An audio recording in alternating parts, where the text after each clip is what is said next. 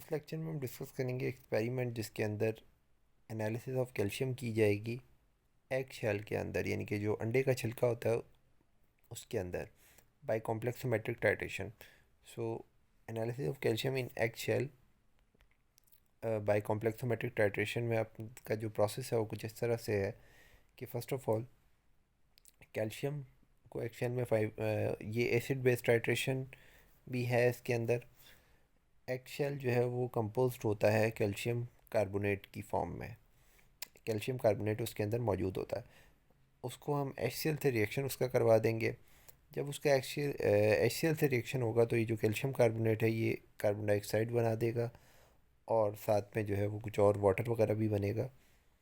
So after that फिर आप जो कंटेंट है उसको EDTA से रिएक्ट करवा देंगे। जब आपने इसको EDTA से रिएक्ट करवाना है तो जो कैल्शियम इसके अंदर होगा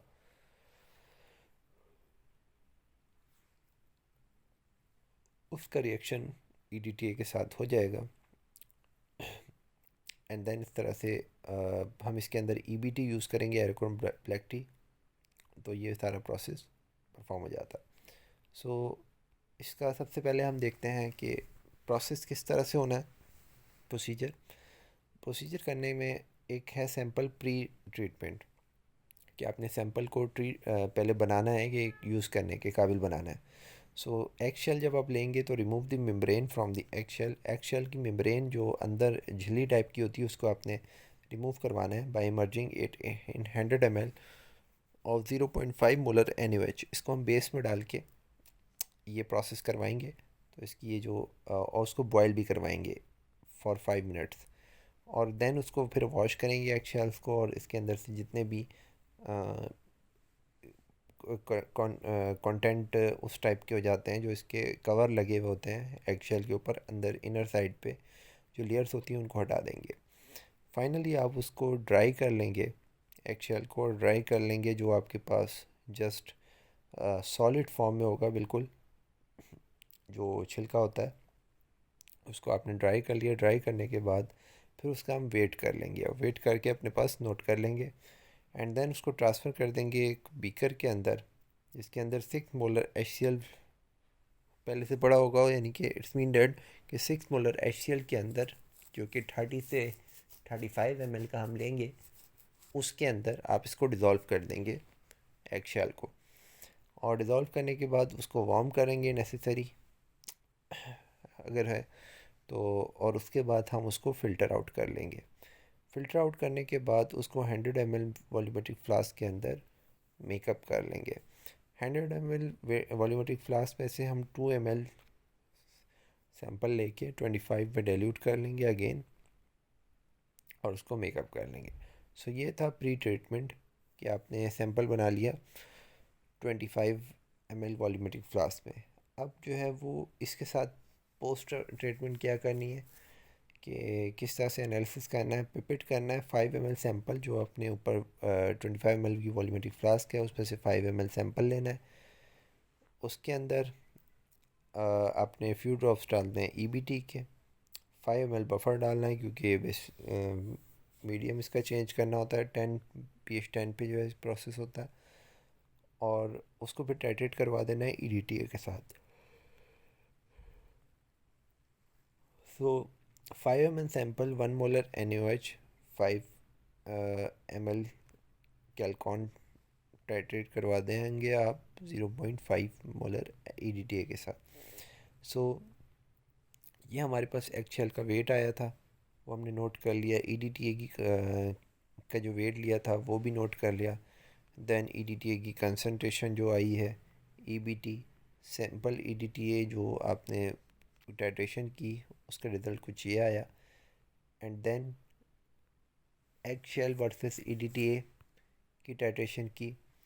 सो उसका रिज़ल्ट हमारे पास कुछ ये आया 6.4। ओके, सो कैलकुलेशन करेंगे ए पार्ट के लिए। ए पार्ट में जो हमारे पास था वो था सैंपल जिसके अंदर कैल्शियम मौजूद था। सो यहाँ पे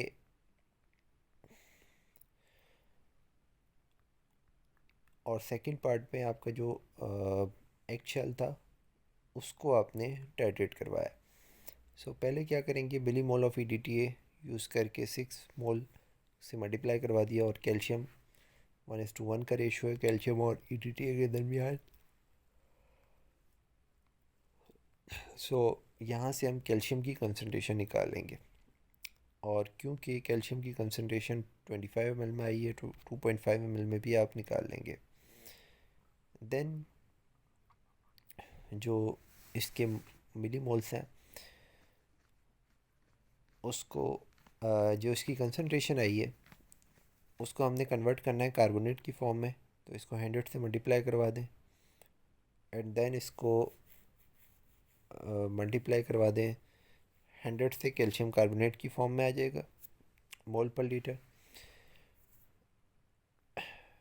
एंड देन हमने इसका मास निकालना है। सो मास के लिए, क्योंकि मास हमने किसका निकालना है, कैल्शियम का, सो कैल्शियम के लिए आपने इसमें 40 मल्टीप्लाई करवा देना है। सो यहाँ से आपके पास कैल्शियम का मास आ जाएगा।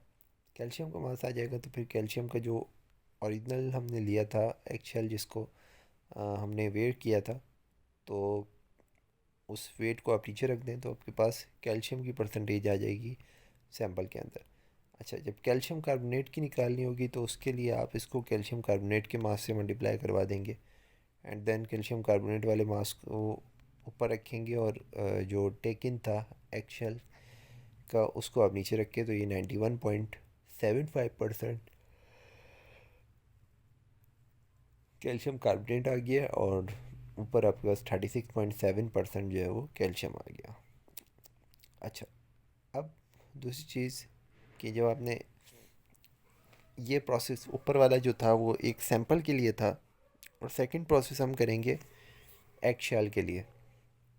तो एक्शेल के लिए सेम प्रोसेस है, 6.4 उसका वॉल्यूम आया था, एंड देन आप कैल्शियम निकाल लें, कैल्शियम की कंसनट्रेशन निकाल लें, उसको 25 में निकाल लें, एंड देन उसी तरीके से इसको 100 से मल्टीप्लाई करवाएं तो आपके पास कैल्शियम कार्बोनेट के आ जाएंगे मोल्स, और फिर इसको अगर आप 40 से मल्टीप्लाई करवाएं तो आपके पास कैल्शियम के आ जाएंगे।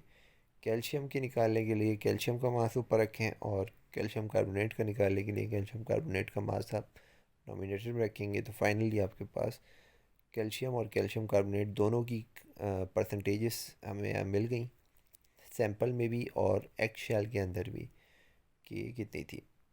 डिस्कशन में आप यही चीज़ डिस्कस करेंगे। नॉर्मली 94 से 97% जो है वो एवरेज होता है एक्शेल के अंदर कैल्शियम कार्बोनेट, और 38 से 40% जो है कैल्शियम होता है। सो यहाँ पे आपका जो रिज़ल्ट आया है बी पार्ट में, सो 39% अराउंड जो है वो है कैल्शियम है, इसके अंदर ज़्यादा ही है, और 97% जो है वो 97 से अबव परसेंट जो है वो कैल्शियम कार्बोनेट के। So it's all about this lecture.